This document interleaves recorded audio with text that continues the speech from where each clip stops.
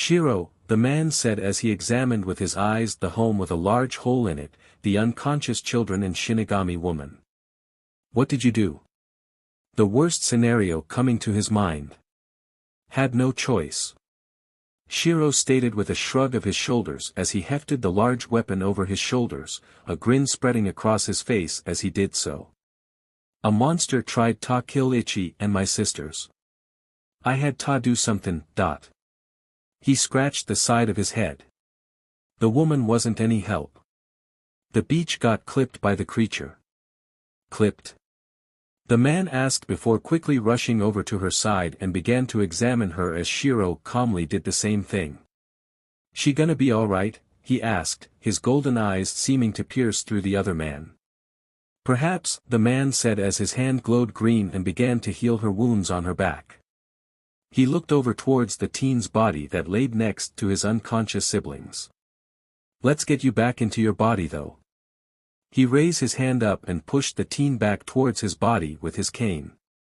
Pushy, pushy. Shiro muttered as he willingly went into his body. To be able to leave your body without any help. Urahara muttered under his breath. I'm stronger than you feared, Shiro finished for him, causing the former Shiitake captain to look at him with wide eyes, am I right? His question made the other man look at him with worry. I remember what Pops made you do, Tommy. He was scared, I understand that, but you're looking at me like I've grown another head. Urahara removed his striped bucket hat. I'm sorry Shiro, he apologized. You are an unknown element.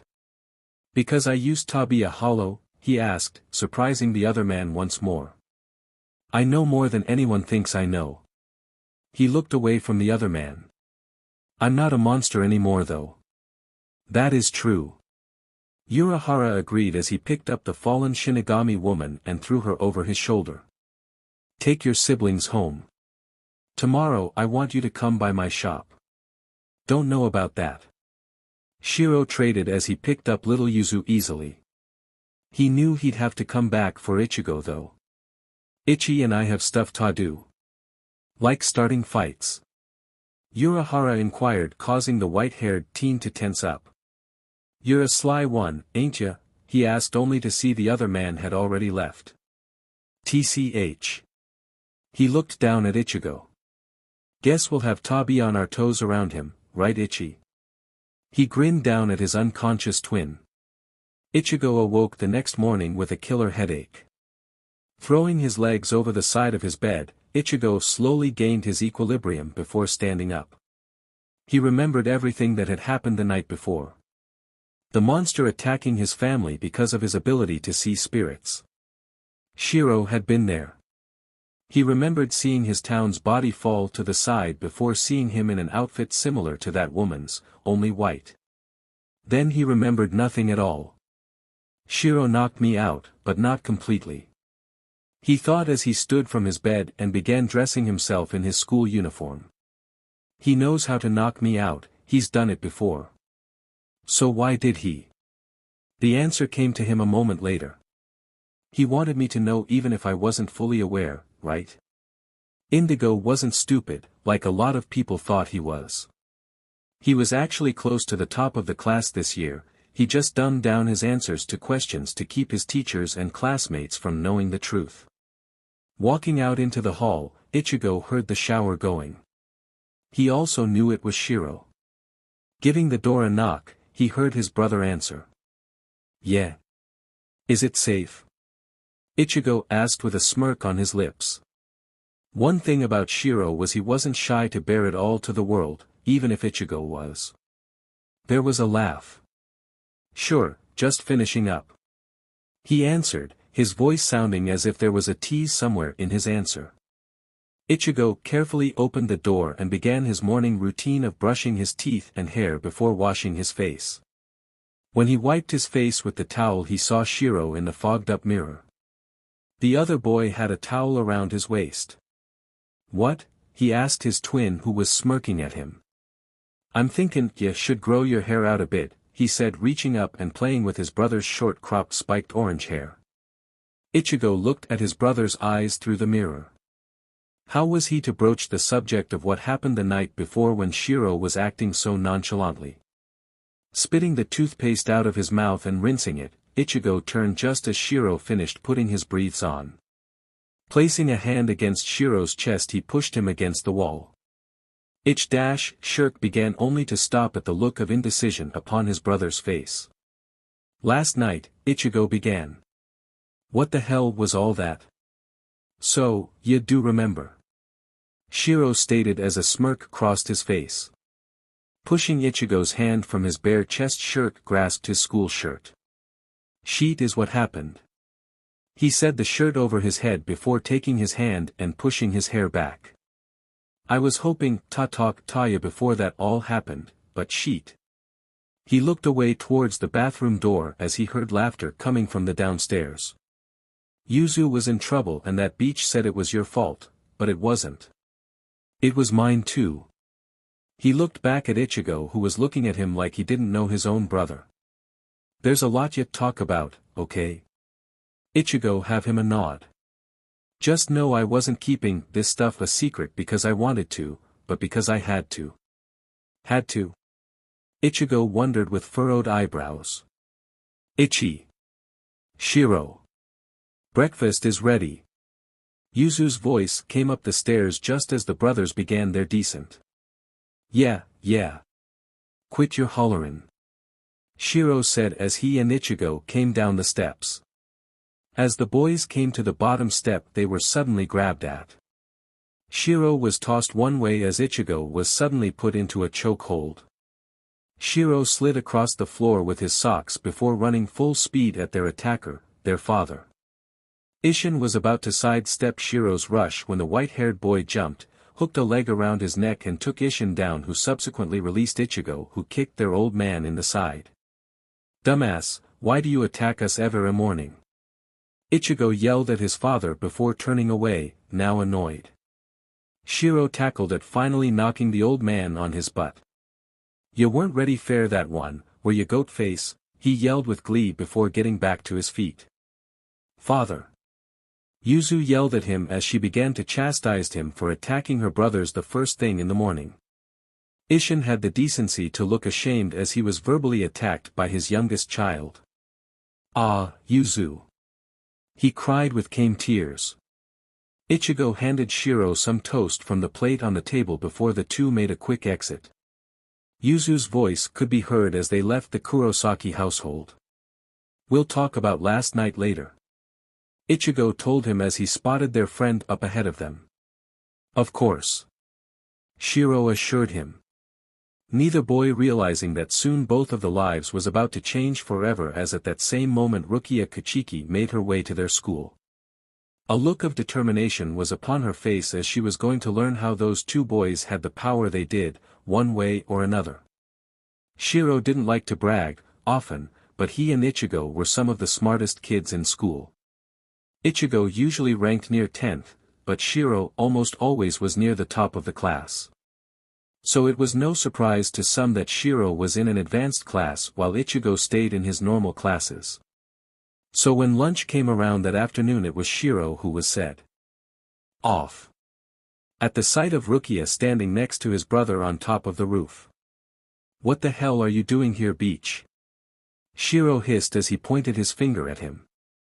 Ichigo, meanwhile, had been trying to deal with her quietly all morning long. He recalled her all right, and she was beginning to really annoy him. She kept saying he and his brother had powers. Okay, sure, Shiro did, but him too. The girl was crazier than his old man. A look of annoyance was permanently etched onto his face. Looking over his shoulder at Shiro, he grinned. Finally. Some back up. He thought as Rukia glared at Shiro. Hollow. She mumbled under her breath, and before Ichigo to yell out she'd spoken a Kido spell. Disintegrate, you black dog of Rondinini. Look upon yourself with horror and then claw out your own throat. Bakudo number 9, Geki. Ha. Shiro said with confusion when suddenly he was engulfed in a red light, completely paralyzing him. What are you doing? Ichigo yelled at her. That's my brother. brother? Rukia inquired before frowning at Ichigo. That thing is a hollow. Grr. Shiro growled out as suddenly the red light evaporated into nothing. Impossible. Rukia muttered in shock and a bit of awe. Her Kido incantations were perfect. She was always able to hold back low-class hollows with them easily. Could it be he's of a different class of hollow than I thought? Now you're really starting to PSS me off. Shiro grumbled as he stalked towards the woman. Who the hell do you think you are? He grasped her by her school uniform. Listen up and listen good, I ain't the bad guy here. I'm flesh and bone Bleach. A human. Your eyes give you away hollow. Her eyes narrowed at him. So does Uriatsu. He released her, causing her to stumble backwards away from him. Yet you're only half right, he admitted before looking at Ichigo guiltily. I was a hollow, but I was reborn a human. My Zanpakuto explained it to me a while back. I was something called white. I attacked Pop while a hollow, but Mom got in the way. I don't know how but I ended up inside of her. He leaned back against the stairwell. When Ichi was created, so was a body for me. Eventually I forgot what I was and became human, but Pops didn't forget. He looked Ichigo over. That's one of the reasons he's always hated me. The other is because I have such high Ryatsu I attracted other hollows. Mom got hurt because of me Ichi. I've always known, but when it was confirmed by my Zanpakuto, it made me want to get stronger in order to protect everyone. Weirdly, I don't hate Pop for hating me. I am a monster, just not the one everyone thinks I am. Rukia went to open her mouth only for Ichigo to speak up first. It doesn't matter, he stated, surprising his brother by the look on his face. What you were is in the past, what you are is what matters right now. He stepped forward towards him. You've never hurt Yuzu or Karen, and from what I remember, you protected me last night. He glared at Rukia. He's not a monster, he's my brother, and if you try to hurt him, he cracked his knuckles. I'll be forced to fight you. He's serious. Rukia thought as she felt surprised by this. Though there's no law saying a reborn hollow has to be killed, I'm sure it's because it's never actually has happened before. As long as he hasn't tried to eat souls, I can't really do anything. I've never even heard of a hollow named White before. Shiro grinned. That's because someone created me, he stated, surprising her. Don't ask who, 'cause I don't know. I do know that I was created from thousands of souls put together, and not just any souls, but Shinigami ones. It's why I'm so FNG strong. Ichigo shook his head. So somebody is going around killing Shinigami and making them into hollows, he asked, gaining a shrug from his brother. Truthfully, he asked Ichigo. I don't know. I just know what my Zanpakuto tells me. He also told me that you're just as powerful, but I think that's fair. Another reason. Great. Ichigo said this with great annoyance in his tone. This looked between the two brothers. Sighing, she knew that she couldn't take Shiro on in the condition she was in. Without her powers she'd be minced meat before she even was able to call upon a powerful enough Kido spell before he killed her. She had already seen that he could dispel low-level Bakugo. She needed to analyze the situation, and if it was called for, she would destroy this hollow/human hybrid. Very well, she announced, gaining their attention. I will concede, but don't think I'm not going to be keeping an eye on you from now on. As she said this, she suddenly pointed at him. Since you are responsible for me losing my powers, you will now take over my Shinigami responsibilities. Shiro raised a pale eyebrow at her in confusion. Huh? He asked. Why is it my fault that you couldn't fight correctly against a weak-butted hollow? Rukia glared at him. You distracted me, she stated with an annoyed look. Shiro crossed his arms over his chest. You should have paid attention, he countered. Ichigo looked between the two as a grin slowly began to spread across his face. The two were arguing over something so stupid. It was actually kind of cute. How about both of the boys help our until your powers have returned? A deep voice said, causing everyone to look for said voice. Everyone looked towards the roof ledge and saw a black cat sitting there looking all so innocently. Who said that? Ichigo asked as he looked around for the owner of the voice. I did, the cat answered, looking all too smugly now as it jumped down from the ledge and sauntered towards them. The cat talked. Ichigo stuttered as he pointed at the black cat as it stood before them, shock evident in his features. Shiro wasn't as affected as Ichigo was, only because in the last several years he had seen a lot of weird shit, but this was actually a first for him.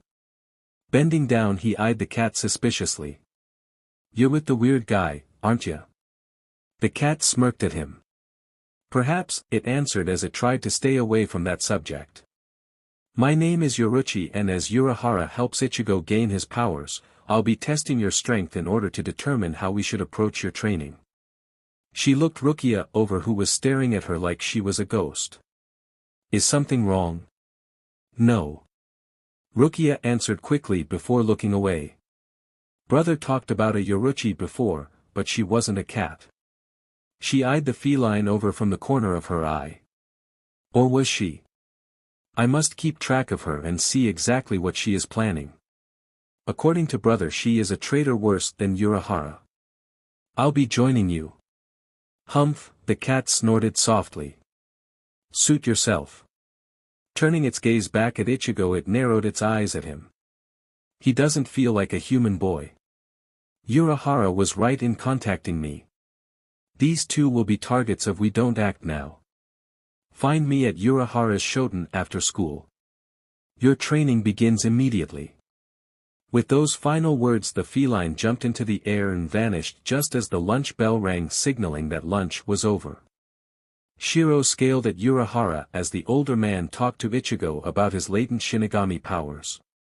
His brother, on the other hand, looked bored stiff. However, Shiro could see through that mask. Ichigo was actually quite enraptured in what the other man was saying, even if he didn't look it. Shortly after arriving at the White with Rukia, the twins were introduced to Urahara. Shiro, having already met the man more than once, didn't need to be introduced, but it seemed Ichigo didn't recall the strange man from their childhood. They were led down a ladder into an underground training room that looked like a desert with rock formations. This was where they'd honed their abilities. Shiro's eyes did widen in surprise when Ichigo was suddenly knocked out of his body and forced into his soul form. The large hand grasping his shoulder was the only thing stopping him from slugging the blonde-haired bstrd. Looking behind him, Shiro eyed the larger man suspiciously. Give the boss a chance, he told the younger man. I know you want to protect your brother, but look at Ichigo. The look of determination was in Ichigo's eyes, even as he had a hard time breathing. He will be fine. The boss may be reckless at times, but there's a geniusness to that reckless behavior. TCH. Shiro scoffed. He didn't doubt the other man to be smart, but if he hurt Ichigo in any way. His fist tightened at his side. He wasn't a very forgiving person by nature. It only took 15 minutes for Ichigo to get used to the exercises that Urahara him go through. That was when he introduced a little girl and boy, Yururu and Jinta. Even from where he stood, Shiro could feel the power coming from the two children. The girl was several times more powerful than the red-haired boy, but even the boy's power couldn't be ignored. Crossing his arms over his chest, Shiro waited to see what these two kids would do to his brother, which he didn't need to wait very long to see. Ichigo was told to put some boxing gloves and headset on. The orange-haired teen really didn't see how these instruments would help him in gaining his latent powers, but he decided to do as he was told. Looking over at Shiro, Ichigo felt a shiver run up his spine. Shiro's usually calm features looked on the verge of being feral. The usually comforting gold on black eyes almost looked like burning amber. Suddenly the little girl, Yururu, ran towards him, move her first at his face. This forced Ichigo to dodge the attack. The soul chain that was connected to him clinked as he moved. The young girl jumped from a rock into the air and kicked him in the face. Ichigo went flying through the air. As he stood up, Urahara cheered. "Congratulations, Kurosaki," he yelled, "you survived Yururu's super kick." "Barely," he yelled. "She slammed me into a DMN rock formation. Yet you're able to move and dodge easily now," Urahara pointed out. "It's time for phase 2. Shiro then noticed the large man behind him move. "Tensai will help with this." The man, Tensai, suddenly brought out a large hatchet. Ichigo freaked out. "What the dash?" Tensai proceeded to bring the hatchet down upon Ichigo's soul chain.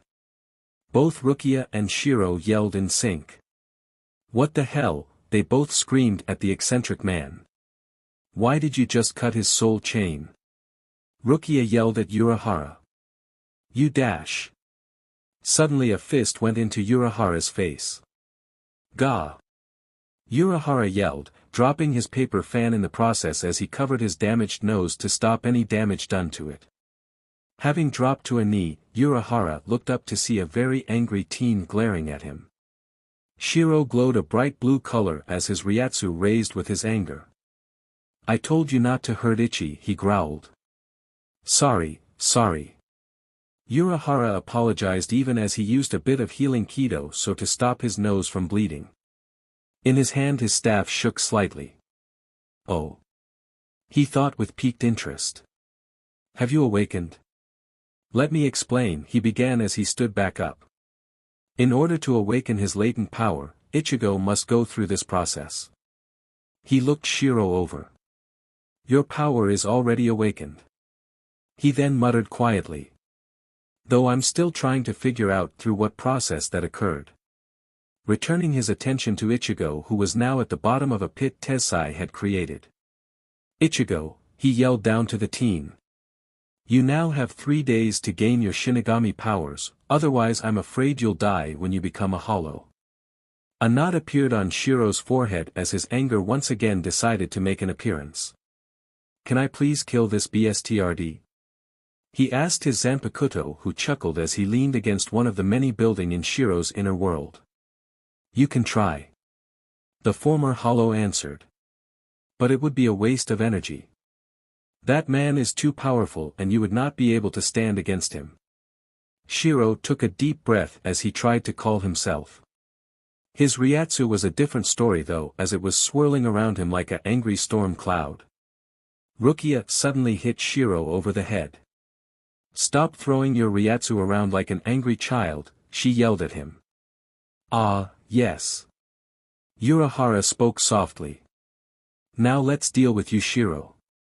This should be good." The teen mused as he rubbed the spot the midget demon had hit him. "Deal with me how?" he asked with annoyance in his tone. Suddenly his alarm on his wrist watch went off. "Is something wrong, Shiro?" Urahara saw how the teen looked from his watch to where Ichigo was struggling in the pit. Shiro gave him a smirk. "Your time is up," he told Urahara. "Eh?" Urahara asked, wanting the teen to elaborate. "I told you at the beginning of all of this that K would only stay for 2 hours. Shiro told him as he turned to leave. Wait a second," Urahara said, trying to get the boy to stay. "I haven't even begun with your training." Shiro looked over his shoulder as he held his book bag over said shoulder. "Guess Ichi shouldn't have taken so long," he said with a shrug before walking away towards the ladder. "I'll be back later." However, before he shut the door to the upstairs he turned towards the older man. "You better not kill my brother, otherwise, I'll be forced to unleash the monster you all fear I am." With that warning Shiro left the Shoten. 3 days to Ichigo went by a lot fast than he thought they would. As his soul chain began to disappear he suddenly found himself moved into a strange world of buildings that went every which way. It was weird and confusing in every sense. Soon after meeting the old man in the sunglasses and black coat, the world around him began to shatter. "In one of those boxes you will find me, but you must hurry." Those were the words the old man kept saying. Why? Why did he have to hurry? Other than the world around him beginning to shatter. Ichigo really didn't understand how he was to find his sword if he didn't know what it even looked like. Suddenly he felt a strange sensation overcome him. A warmth spread from his chest to his right hand. Looking at his hand he saw a red and black cord wrapped around it. The cord led him through the water to a single box that had the cord wrapped tightly around it. That's it, he thought, and without hesitation Ichigo opened the box and reached inside and grasped the hilt of the sword. A light surrounded him suddenly before everything around him vanished within that light. Meanwhile, as Ichigo was in the middle of his training with Kisuke, Shiro headed out of the shoten. Rukia was curious about the once hollow and where he was going. She was certain he wasn't as innocent as Ichigo claimed his brother was, and being the determined type of person that she was, followed him discreetly. Watching him from on far, Rukia followed the white-haired boy to an assisted living facility. Watching from the entrance she heard the brunette female receptionist at the front greet the 15-year-old. "Hello Shiro." Shiro smiled his sweetest smile at her, his black gold eyes covered by his sunglasses so they didn't scare anyone. "Aimi," he greeted her. "How are those boys of yours?" "Oh, keeping me busy," she stated with a giggle. Knowing why he was there, she pointed down the hall to her left. "She's in the sunroom today." She then noticed something odd. "Where's your brother? You two are never seen without the other." He gave her a shrug. "Busy," was his single-worded answer before walking away towards the sunroom down the hall. Once he was out of sight Rukia approached the human woman. "Excuse me." She began trying to act like a shy schoolgirl. "I'm a friend of Shiro's, but I was wondering why he was here." Aimi looked at the young girl in front of her. The way she was wiggling in the sundress and acting all shy was adorable. She pulled off her black-framed glasses and smiled sweetly towards her. "You do know about the accident years ago, correct?" "Of course." Rukia answered, lying of course. She had heard from rumors that years ago Ichigo and Shiro had been hurt but didn't know the full details. Both Ichigo and Shiro were hurt during a storm one night, but that was in elementary school. The woman nodded before stepping around the reception desk and began leading Rukia down the corridor. "Yes, but they were not the only ones," she told the girl as they came to a stop in front of a room with windows and a woman sitting in a rocking chair. Shiro was talking to the woman with a huge smile on his face, one that Rukia had never seen before. Their mother covered them with her body. She was hurt severely and has yet to come out of it. She's awake, but she has no knowledge as to what is going on around her. She sighed. Her boys come every week to see her. Her husband comes every day. I've only seen her daughters come once a month. She smiled softly at Rukia. I'm sure it's because seeing her like this is hard for those girls. Rukia touched her chin. What caused this? She looked at the woman. Surely a storm couldn't cause this. She had bruises and cuts all along her left side of her body when brought in, but doctors were stumped as to what caused it, she answered before waving for Rukia to follow her. You should leave now, Mississippi. I don't want you to get into any trouble, but I hope this helps you in understanding those boys. Yes. It does help, she admitted as she left quietly, not knowing that Shiro had watched her leave after sensing her nearby. Dark eyes narrowed at the backside of the retreating Shinigami. After returning to his mother's side, Shiro opened a book of poems and began reading the ones that were highlighted, remembering how she always read this book when he was a child. His chest tightened as he read one about the love of a mother towards her son, having always seen this one as something special. He felt her hand twitch in his hand as he came to a stop. Tears were already forming in his eyes.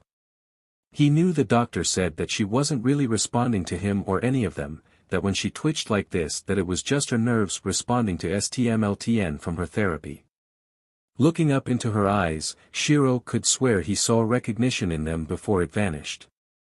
Sorry Mom, he apologized.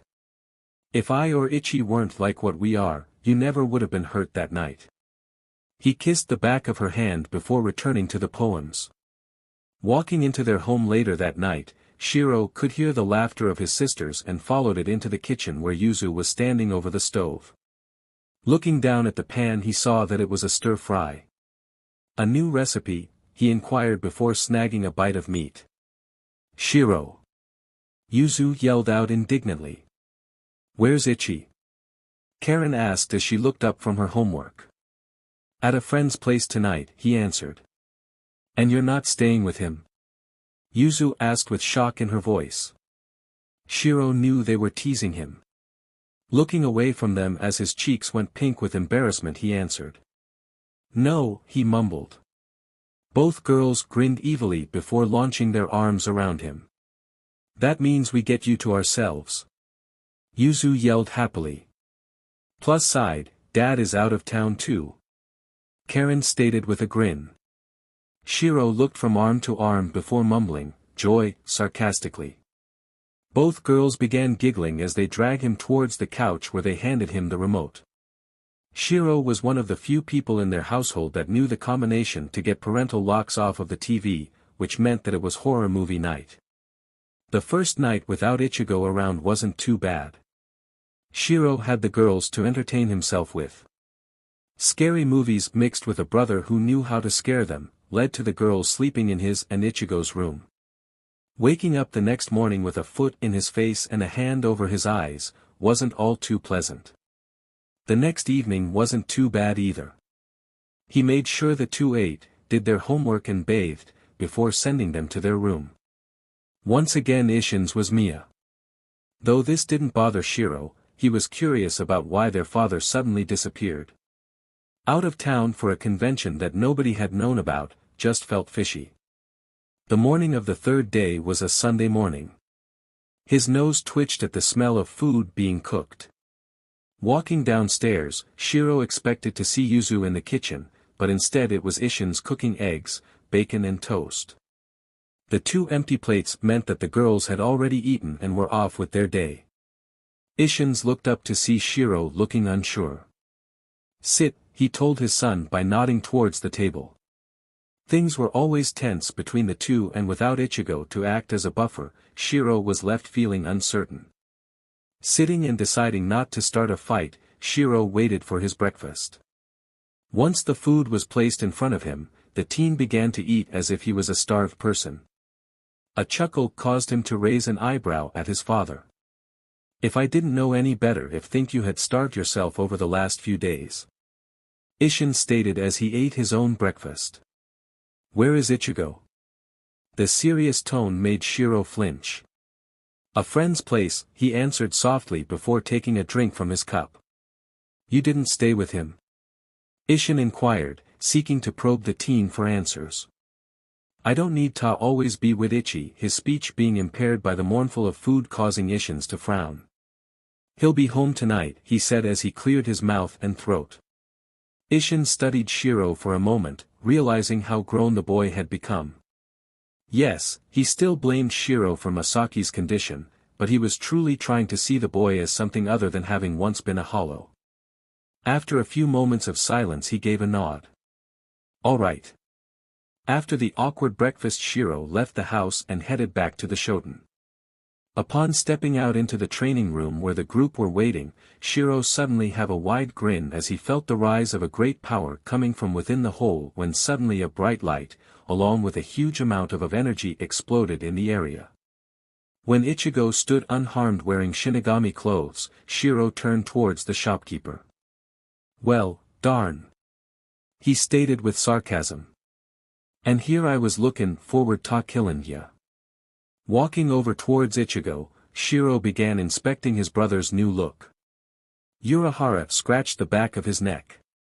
Was that supposed to happen? Rukia inquired as she looked at the exiled former Shinigami. The power released had been huge, bigger than Kisuke had been expecting. Yes. He said with some hesitance. However, it is also a no. Yes, that could happen, but no, I wasn't expecting such a large explosion of power. He tried to explain. I suppose with these two I should have expected something as unexpected as that. He thought as he began to approach the twins. The next few hours were going to be interesting since now he was going to test the strength and endurance. After all, they would need to be strong for what laid ahead of them. Shiro approached his brother and felt it, a slight twinge of hollow power before it vanished as Ichigo, the odd mask that had appeared on his face, basically melted off his face. He really hoped nobody saw that. Fortunately, the shopkeeper seemed more interested in training than examining his brother, and apparently him as well. Allowing Ichigo to rest for a little while, Shiro pulled his sword from his back. The long black ribbons coming undone from the blade before wrapping around his wrist and forearm. Urahara only spoke 2 words to his sword before the shape changed. Raising an eyebrow, Shiro wondered why he didn't have to do the same. Idiot. He heard his Zanpakuto say in his mind. I am an eternal released sword. Your spirit pressure is so high that I can remain in my releases state. That actually made a lot of sense to the teen. Smiling, Shiro prepared for the first strike, or so he thought. Urahara vanished before his eyes before reappearing behind him a split second later. He barely avoided decapitation. He was fast, very fast. Avoiding his strikes and going on defense seemed to be the best game plan for Shiro, at first. Golden eyes flashed with annoyance before Shiro pushed back at Urahara. Their swords clanged, sparks flew, and suddenly Urahara found himself on the defense as Shiro's strikes felt as if he was going to break his Zanpakuto, Beneheim. Meanwhile Ichigo was smiling as he watched his twin put the shopkeeper on defense. Between the two of them Shiro was better at kendo, it just took his brother a moment to warm up by getting a feel for his enemy. Suddenly, Shiro jumped back a little bit before releasing his sword's handle. Grasping the black ribbon, Shiro began to spin his sword around and over his head, forcing Urahara to keep back unless he wanted to be beheaded very quickly. It was an interesting tactic that the teen had taken. With this move it became both a defense tactic and an attack tactic. The sword became a blur and suddenly the kid vanished from in front of him. The sound of a flash step caused Urahara to dodge quickly just as the overly large sword came down upon the spot he had just vacated. Shiro was smiling as one question went through Urahara's mind: who taught the boy flash step? My Shiro, Urahara began as he tipped his green and white striped hat back a bit. Aren't you just full of surprises? The teen just smiled as he began to feel at home once more. He was really enjoying himself. He'd never been able to fully use his strength due to his human body. He'd only trained with his sword in his inner world. To find somebody capable in taking his powerful strokes was a relief. Don't tell me I've already worn you out, Getabushi, he teased the former Shinigami. A smirk appeared on Urahara's face. Not even close. He responded before bringing up his fan and continuing. However, now that I've got an idea as to your power I want to practice with Ichigo now. Huh? Both teens thought at the same moment. Ichigo collapsed on the fold-out bedding that the man with braids had laid out for him and Shiro. He was so exhausted that he couldn't even go home right now. Truthfully, he didn't want to. The anniversary of their mother's accident was just around the corner. This meant their father would either ignore Shiro for a while or make quiet snide remarks that would always leave Shiro feeling extremely sad. His memories of that day were a bit fuzzy, but he was certain that his brother had saved both himself and their mother, even if it did leave their mother in a state of shock or whatever new diagnosis she had this week. Shiro suddenly came into the room with 2 heaping bowls of beef ramen. Ichigo liked his lips because of the scent coming from the bowls. Thank goodness, he sighed as the bowl was placed in his hands. Tessai made this for us. Shiro explained, though he was certain Ichigo didn't hear a word as he was currently slurping the noodles into his mouth. Sorry, it's not Yuzu's curry. Ichigo paused. Ah, that's right, he stated as if it had just occurred to him what day it was. Tonight is her surprise curry night. Shiro gave a nod as he drank some of the broth. Suddenly the sliding shoji door opened a bit fast, causing both teens to jump slightly. They both glared at the black-haired girl standing there. What are you two doing? Rukia asked impatiently. You shouldn't be spending any more time here that need be. Huh? Shiro asked, confused why she would say that. We've known Urahara for years. Now it was Ichigo's turn. Looked at his brother with confusion. Ichi just doesn't remember. I do. He looked away from the woman. Besides, I'd rather be here than at home right now. He went to continue eating when she spoke. He's a murderer, she stated. Wanted by Soul Society for hollowifying 7 captains and lieutenants. Very good and important people. She stressed to them. I call bullshit. Shiro said before looking at his twin, who gave a nod in agreement. Where is the proof? Ichigo asked. What witness or witnesses do you have? Also, how do you know these witnesses weren't paid off to say these things? Shiro shook his head. I don't believe it and won't. Beyond them in the shadows of the hallway, Urahara turned around and left them be, a smile appearing on his face as he did so. Being defended by the 2 teens warmed his heart, but Shiro not wanting to go home made him wonder what was going on there that would make the teen want to stay away. Pulling a phone out from a pocket in his green haori, he began to dial his old friend's number to see what was going on. Shiro placed his empty bowl on the floor next to Ichigo's bowl. His black/gold eyes looked over to see Ichigo and Rukia were in deep conversation. The Shinigami woman annoyed him, but Ichigo seemed to have warmed up to her. Closing his eyes, Shiro felt himself sink into his inner world. The sideways buildings seemed to have grown bigger. Climbing to the top of one, he saw his Zanpakuto standing next to a black-haired spirit who suddenly vanished. Who was that? He asked the hollowified Zanpakuto. The creature's eyes gleamed with mischief. Fight me and I'll tell you. He replied before attacking Shiro, who grinned at the challenge before rushing towards the spirit with his sword drawn. Back outside Shiro's inner world, Ichigo took notice of how Shiro had gone silent. Looking over his shoulder towards him, Ichigo grinned. Rukia looked up from her drawing that she was using to explain a battle plan with a normal level hollow. She still didn't believe that Shiro was someone she could trust. A reborn hollow or not, his eyes made her skin crawl. They reminded her of when that hollow began to take over Kaian Shiba and forced her to kill him. Her eyes turned towards the sleeping pale teen. How could anybody look at him and not see a monster? I guess he was more tired than he let on. Ichigo's voice startled her, causing Rukia to look up at him. Shiro has had to deal with more bullies than I ever had to deal with. They've called him names like monster, demon, devil, killer. Ichigo looked at her. However, people don't know the real Shiro. They judge him because of how he looks, not for what's in his heart. Ichigo scratched his head. I guess that's why every time you call him a hollow, it really annoys me. He's my brother, he's saved my life on many occasions.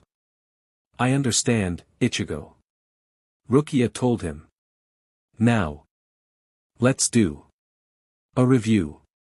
She held up her notepad. Ichigo gave her a blank look. You do know you're drawing SCK, right? Rukia's face became red. My drawings are wonderful, she began yelling, which started a round of teasing by the teenager, causing her to really want to use Kido on the boy as he was causing her to get irritated. However, all that seemed to dissipate as she saw a smile spread across his face. It was dazzling. Clearing her throat, she continued her lesson with him, all the while Ichigo smiled at her ridiculous illustrations. Isshin's was a very patient man, he had to be in order to be a doctor. People came into his clinic screaming in pain, cursing and yelling, or in some cases flailing their limbs about. Some days were better than others. Those who were too hurt for him to help were sent to the hospital. Some made it, others didn't. Tonight had been a good night. 6 patients, 2 with stomach aches, easy fixes, and the others were just the normal run-of-the-mill pill poppers, which he sent home with nothing more than sugar pills. As he entered the house at the end of the day, he found a reminder note from Yuzu that she and Karen would be at a friend's house for the next 2 days and to be nice to Shiro while she was away. Looking at the clock he noticed that it was past the boy's time to be out. Walking over to the answering machine he noticed that there was one message. Pressing play, he walked over to the refrigerator to see if his precious daughter had left him something to eat as the machine played the message. Dad, Shiro and I are staying at a friend's place tonight. Ichigo's voice echoed in the darkness of the empty house.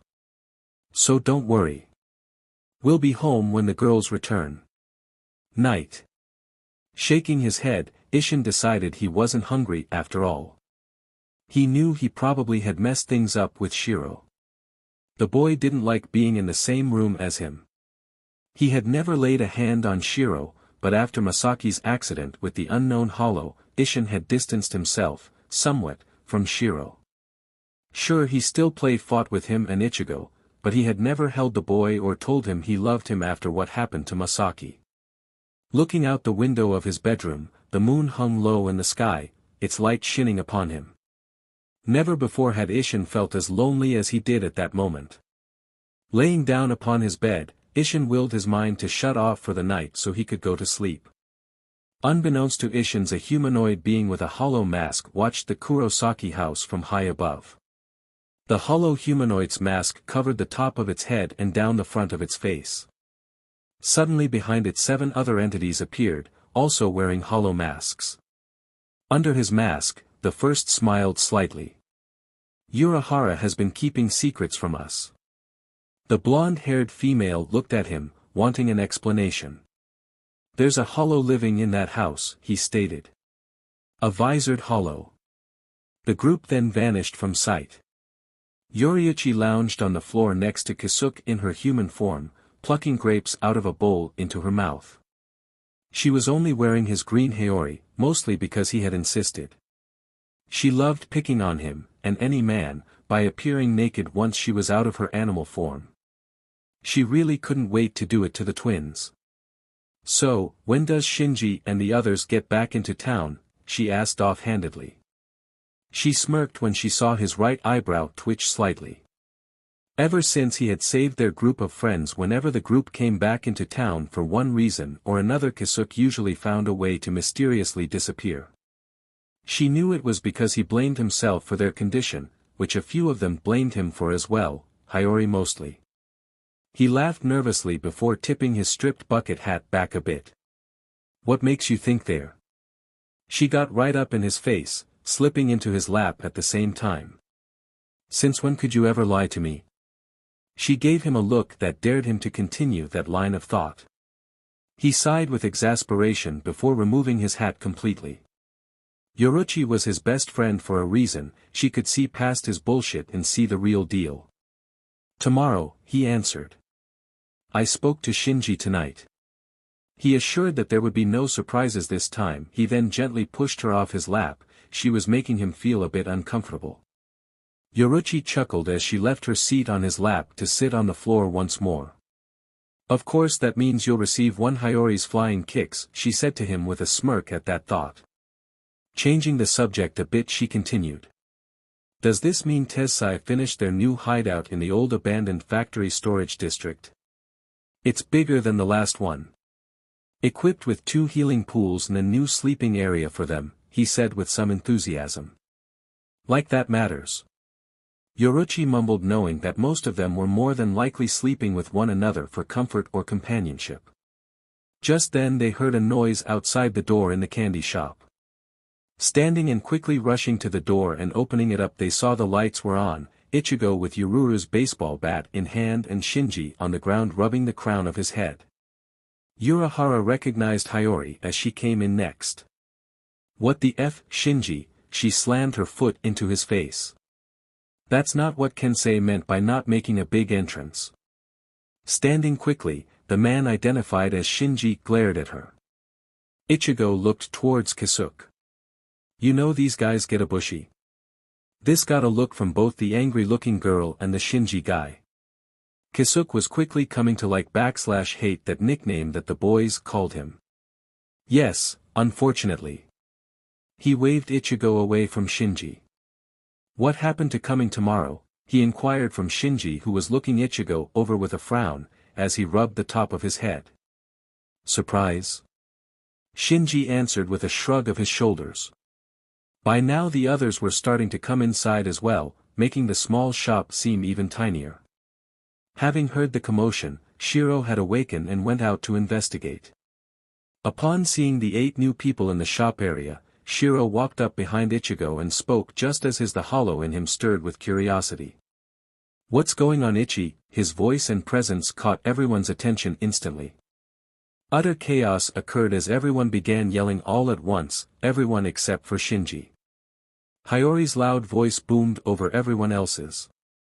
"What the hell is a DMN hollow doing here, Urahara?" she about screeched at her former captain. The scientist was about to answer her when Ichigo's fist hit the girl on her head. "My brother isn't a DMN hollow," he yelled in his brother's defense. "I'm Fenji, tired of everyone calling him one." He and Hiyori glared at each other. "You're a Fenji idiot if you believe for 1 second that is true," she yelled back at the teen. Ichigo was about to punch her in the face when Shiro gripped his arm to stop him. "It's okay, Ichi," he said in a quiet voice. "We're going back to bed," he told Urahara before dragging his brother back to the room they had been sharing. "The hell?" Ichigo began only to stop as he was pulled away from the group of people and back into their shared room. Back in the shop everyone looked at Kisuke for answers. Sighing, Urahara waved everyone to follow him into another room where he could talk to them in private, where the boys couldn't hear them. Once inside, the Vizards began to sit around a table in the room. "Explain!" Hiyori yelled, tired of the waiting game Urahara was playing with them. "It began about 20 years ago." Urahara began. He figured they deserved the full story from the beginning. As he ended, Yoruichi handed him another cup of tea. "So the hollow that was obviously created by Aizen. Kensei began only for Mishiro to finish. Is that white-haired boy?" she both questioned and finished for Kensei. Urahara nodded. "Without a doubt." He took a sip from his cup. "I sealed his powers years ago, but he somehow unsealed them." Shinji raised an eyebrow at this statement. Urahara was an expert at sealing enchantments. This meant the boy was even more powerful than Urahara first thought, otherwise the man would have used an even more powerful seal. "And the other boy?" Love questioned, having witnessed the orange-haired boy's anger then reminded him of a hollow's anger. "Ichigo is no hollow." Yoruichi defended, having come to like the younger boy. "Actually," Urahara began. "I believe some of Shiro's hollow side may have rubbed off on him while they were in Masaki. I just don't know how much has influenced him. Sounds like you might need our help in evaluating these boys," Rose stated as he took his cup of tea from the side table. "Is this why you call us back?" Shinji inquired. "Your so-called emergency?" "Yes and no." Urahara pulled out his paper fan and began to cool himself down. "I believe Isshin, their father, may be doing harm to Shiro that's causing the boy to mistrust his own father. As everyone knew, if a child showed promise with powers in Soul Society and was being abused in any way, that child had to be removed from that home to stop any adverse influence taking root in their lives which could turn them against Soul Society itself or certain people in Soul Society. The one abusing the child would have their own powers sealed and would be placed in a certain prison that nobody likes to talk about." "What proof do you have?" Lisa asked as she pushed her glasses back up her nose, knowing the road they were about to go down was a dangerous one, but if Innocentwood were in danger of being turned evil. "None." Kisuke answered with a shake of his head. "Just a gut feeling." "This is bullshit." Ichigo grumbled as he laid in bed next to his brother. Shiro stayed silent knowing Ichigo needed to vent. "First Rukia, now these guys." Ichigo covered his eyes with his arm. "They don't even know you."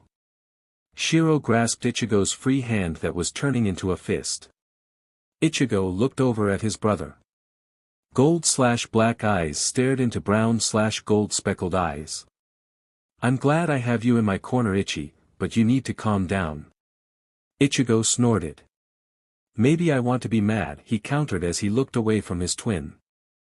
Feeling Shiro's hand leave him, Ichigo thought Shiro was going to leave him be only to suddenly have his brother's body on top of his and hands tickling his sides.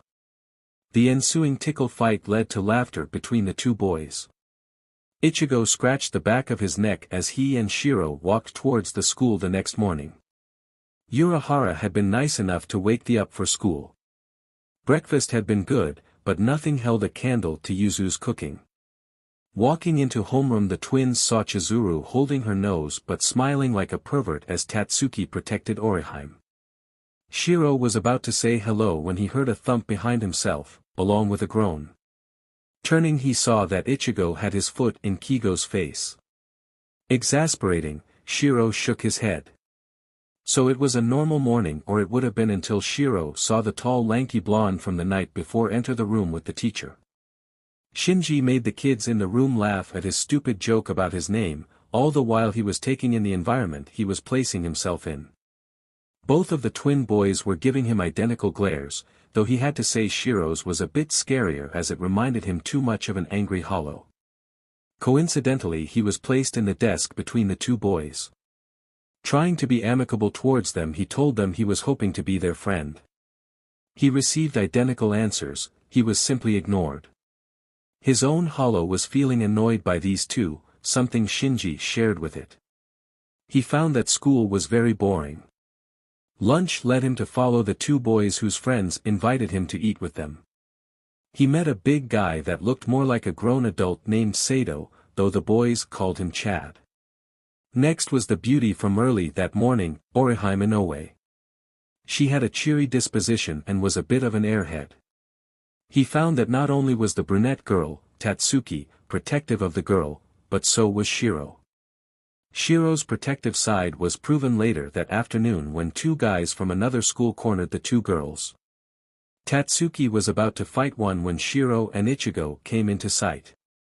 The pale boy threw his bag to his brother and went up to the one boy who was closest to Inoue and punched him in the gut, before grasping the other boy by the collar of his shirt, pulling him close and whispering something into the other boy's ear. Whatever it was turned the boy's face pale white. He grabbed his buddy and the two turned tail and ran off. Shinji watched all of this from the sidelines. Ichigo turned his head towards Shinji, who was close to him. "Do you still think my brother is one of those monsters?" His words were full of venom, but Shinji supposed he deserved it for believing that Shiro was dangerous without having proof. He looked at the white-haired boy who was making sure the two young girls were all right. He may not be one now, but he once was. Ichigo's eyes seemed to darken at these words. His anger spiking. "You're just like him then," he stated before looking away from Shinji and walking away. Like him? Shinji thought as he thought about Ichigo's words. Him who? That was the big question. In order to understand the two boys, he needed to understand why they mistrusted people so easily. This included why they seemed to be so protective of their friends. The only conclusion he could come up with as he walked back to Urahara's shoten was the same conclusion his old friend had come up with: their father had to be the reason. When he and the others had left that night so many years ago, he could recall Isshin being a young new captain. Not as new as Urahara had been to the 12th or as new as Rose had been to the 3rd. About a decade before Otoribushi had become a captain, Isshin's had been inducted as captain of the 10th. By then, Shinji had been captain of the 5th for 50 years. He knew that at that time Isshin's had become not only a captain but the leader of the Shiba clan, a clan that was one of the 5 elite noble clans. How Isshin had let all of that go the moment he met Masaki and why had been told to them the night before. Now Shinji had only one question. If he had let all that go for the woman he loved, why was he mistreating one of the children she had given BRTH to? An image of Shiro appeared in his mind as he stepped into Urahara's porch. He paused in his steps. Did Isshin's only see a hollow where a bit stood, just like he and the Vizards had? Or was there something more to his hate towards one of his sons? Shinji sat down across from Kasuke. As he did so he seemed zoned out. The shopkeeper waited until Shinji seemed to notice his presence. "I think you might be right," he admitted. There's no physical proof, but for them both to be so protective of each other and their friends, there's got to be a reason. Kisuke nodded in agreement. I'm going to confront Isshin, he told his old friend. Do you want to be there? I've only just met the kids. Shinji stated as he felt his hollow stir at those words. It was true, he had just met the twins. However, as they had learned years ago, sentient hollows like what the Vizards had, created strong bonds that were close to what would be called familial bonds. They were like a clan now, and his hollow was saying those boys belonged in their clan. Urahara eyes Shinji for a moment. If you want to come, I'll be meeting him after dark. Kisuke fanned himself to cool his body down, but even as he did this he watched Shinji just nod in agreement. As Isshin stepped out into the night air, he sensed something was in the air. Looking off towards the right he saw nothing. Even though he still had no powers, Isshin still could sense when something was amiss, and tonight something definitely was going to go down. He just didn't know what exactly. The walk to the park was short. He went to an open area in the woods and waited for Urahara. He knew Ichigo's powers had finally come forward. As if he couldn't tell his son apart from a mod soul. The girl he had recently seen hanging around Ichigo and Shiro was obviously a Shinigami. She seemed to watch Shiro like a hawk, as she should. Yes, he loved his son, but after what happened to Masaki that he kept Shiro at arm's length. He took a cigarette out from its package and placed it in his mouth, but didn't light it. Masaki hated when he had smoked in the past, so he had quit. However, the electricity in the air was making him antsy. That was when he spotted the familiar man approaching him from the side. Kisuke Urahara really never changed in his looks. Still only wearing the stripped bucket hat and matching haori and breathes. Isshin just smirked at the sight of his old friend. So, he began as he turned towards the former genius scientist of Soul Society. What's this all about? The way he said it made him sound arrogant, as if he had better things to do. Kisuke wasn't fooled by Isshin's behavior. It was a defensive tactic Isshin had held for years. I thought you would like to know I'm training your sons. Kisuke saw Isshin's eyebrows raise at this. Shiro too? Isshin inquired, sounding shocked. You do realize that is dangerous. It would be detrimental if someone didn't teach him. Urahara countered before continuing. Ichigo is an exceptional student, though his Ryatsu is a bit wild and uncontrollable. I think in time he'll be able to keep it under control. Isshin removed the cigarette from his mouth before scratching the center of his forehead. What about Shiro? He asked, feeling his shoulders tense up. Urahara eyed Isshin for a moment before continuing. He has potential to become the strongest warrior I've ever seen. Isshin's eyes widened. He has perfect control over his Ryatsu. His fighting technique is in perfect form, though he's a bit unpredictable when he does fight. I am convinced he knows his Zanpakuto's name, though he's never said so. He's going to attract attention. Isshin stated as he flicked the cigarette away. I told you to seal his powers years ago, he yelled angrily. How did he regain them so easily? There was the anger Kisuke was looking for. I did, and I don't know, was the answer, one Isshin didn't want to hear.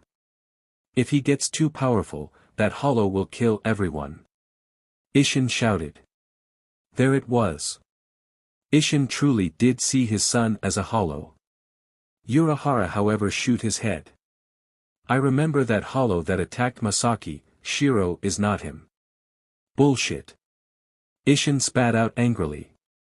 Do you hate your son? Kisuke asked. He didn't ask to be born the way he was. I know that. Isshin answered, ignoring the first question because truthfully he'd been asking himself the same question for years. He told himself he loved his boys equally, but was that the truth? He really did love Ichigo, but Shiro? He wasn't certain anymore. These questions were making him really uncomfortable. I need to go, he said suddenly, feeling the hairs on the back of his neck raise up. Kisuke sighed. He knew he wouldn't be able to keep Isshin here for very long. Very well, he said as he came to a decision. However, I want the boys to stay with me for a little while so I can train them. That was only partially the truth because he was now convinced that Shiro would be better off staying at the shoten, and where one boy was the other followed. Isshin narrowed his eyes at Urahara, trying to understand what was going through the other man's head. I understand, he stated, even though he really didn't. Turning away, Isshin left to return home. A moment after Isshin left, Shinji stepped out from his hiding place. He doesn't care about Shiro, but I think he does at the same time. Kisuke tipped his hat back. It's a complicated and sticky situation, he stated as he looked up at the moon. We'll have to tread lightly if we want the answers we are seeking. Shinji nodded before asking. What about the boys? Are you going to ask them directly for answers? Urahara turned his back on Shinji, his haori swaying with his movements as he did so. I haven't decided yet, he answered, unsatisfied with the answers he did get tonight. When Urahara and Shinji returned to the shoten, they were greeted by an unusual sight. Haori was on the ground with her head in a headlock. Ichigo was the one holding her down, and boy was she mad, raging and cursing, kind of mad. Shiro sat between Kensei and Rose, looking bored as everyone else seemed to be thoroughly enjoying themselves. Shinji rolled his eyes at the scene. Looking towards Lisa, Shinji spoke to her. How did this happen? He asked as he took a seat next to her, actually enjoying that somebody finally had an upper hand against the she-devil that had terrorized him for way over 100 years. Lisa looked up from her hentai mail book. She tried to get Shiro to fight her, to prove he was more hollow than human, she stated. However, it was Ichigo that took the bait, not Shiro. Pushing up her glasses, she continued. Shiro wasn't interested in fighting, which is why he's over there and not there with his brother. Having heard the conversation, Shiro butted in. Actually, he began as he leaned forward to look at the two, causing them to turn their attention to him. I don't like to fight. Ichi does. I don't like seeing him hurt though. So when Ichi needs me, I'll step in, otherwise I'll let him have his fun. Kensei spoke then. You're a bit odd, aren't you, kid? Isn't everyone here a bit odd? Shiro shot back at the older man. She likes to instigate fights, he stated as he pointed at Haori. She rubs herself in her sleep. He pointed at Mashiro. She likes to read pawn stories. He pointed at Lisa and would have continued if he hadn't been interrupted. We get it. Rose said, not wanting to hear this. Kensei just means that you're odd in the fact that you don't like to fight. Boys your age do. Ichigo looked up from his fight and answered this. Shiro doesn't fight because of what happened when we were 9. Haori finally got her fist free and punched him in the chin, causing Ichigo to lose his hold on her and fall backwards against the floor. Everyone looked at Shiro, but it was the she-devil who asked it. Okay, what happened when you two were 9? Ichigo answered with a smile. Shiro saved Mom and I from a monster. Shiro looked down at his hands, feeling sad about the incident that had caused their mother's current condition. Mom got hurt because of some falling debris afterwards, but it wasn't Shiro's fault. He killed that monster. Shiro fisted his hands. I didn't kill it, he spoke quietly. I just scared it away. It was then the Vizards put 2 and 2 together. The incident that had brought Shinigami investigators to the area 6 years ago. It was you. Haori yelled with a dropped jaw. We looked for weeks for the source of that energy. Love said with a shake of his head. Well, Urahara began as he sat down. That ends that mystery. All the Vizards glared at him. You knew. Haori accused him. I never said I didn't, he countered, a smile hidden by his paper fan that he'd pulled out of the sleeve of his haori. He turned his attention to the exhausted-looking Ichigo. How did Isshin react to this? Ichigo looked at Shiro, who was once more looking at his hands with shame. Pop began ignoring Shiro a bit, he answered. He'd yell at him once in a while, but he's not really a violent type of guy. Except for his morning wake-up surprise punches/kicks. Shiro mumbled at his brother. Yeah, but that's Pop being an idiot. Ichigo countered. His brother shrugged his shoulders. Why are you asking this Getabushi? We're just concerned about you two. Shinji told the teen. Shiro eyed them both carefully before looking at Ichigo and giving him a subtle nod to confirm what they both were thinking. Pops doesn't abuse us, if that's what you guys are worried about. Ichigo told them before sitting up to stand. He's an idiot who doesn't pay attention is all. Standing he helped his brother to do the same. We have homework. After the two left Hiyori piped up. Do we believe them? She asked everyone who stayed quiet.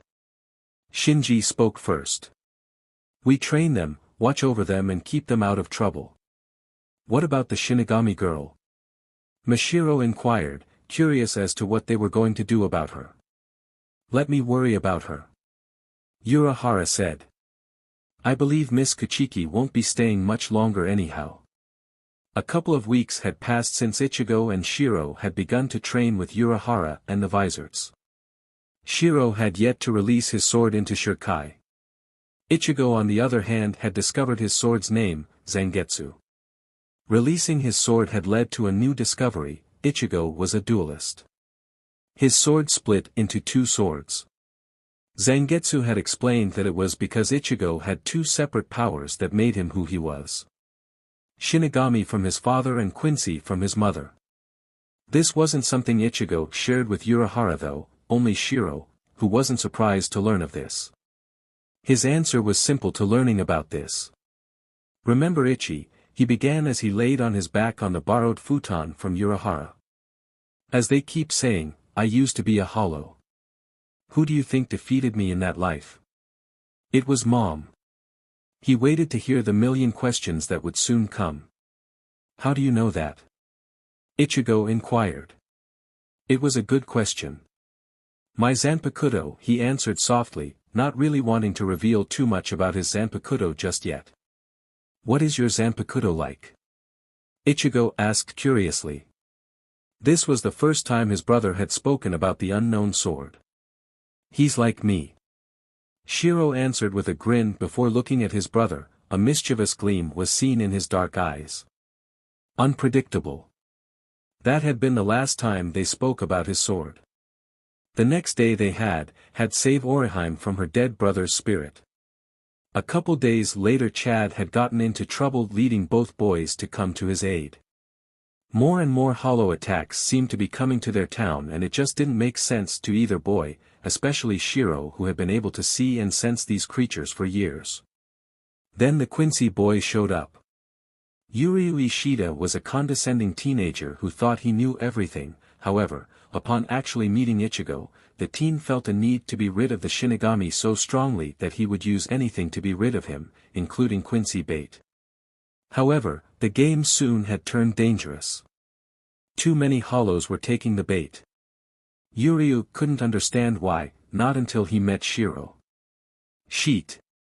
Yuryu cursed mentally when he Shiro in a white shihakusho with an equally big sword like Ichigo carried on his back. He was about to aim an arrow at him because those eyes were not normal. He had to be a hollow in disguise. It was then he was hit in the back of the leg by something solid. Turning his head he spotted a man in a striped bucket hat. I wouldn't do that if I were you. Urahara warned the young Quincy. Not unless you want Ichigo as your enemy for life.